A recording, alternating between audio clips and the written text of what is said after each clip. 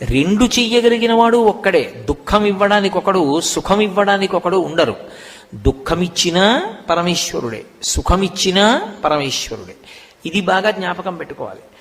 అయినప్పుడు మనకి ఋషులు, దార్శనికులు వాళ్ళు ఏం చేశారంటే కాలమును విభాగం చేశారు.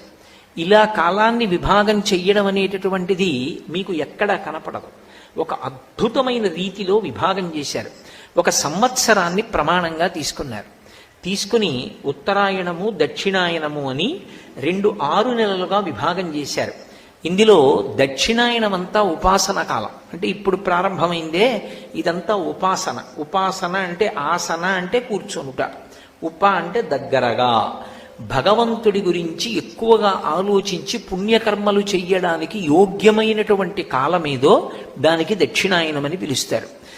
దక్షిణాయనము, ఉత్తరాయణము. దక్షిణాయనమంతా దేవతలకి రాత్రి, ఉత్తరాయణమంతా దేవతలకి పగలు. దేవతల దృష్టిలో మనకొక సంవత్సరం అయితే వాళ్ళకొక రోజు అవుతుంది. అందుకని ముందు ఒక సంవత్సరాన్ని ప్రమాణంగా తీసుకుంటారు.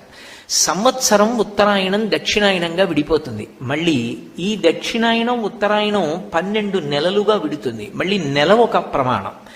మళ్ళీ ఆ నెల శుక్లపక్షం కృష్ణపక్షంగా విడిపోతుంది.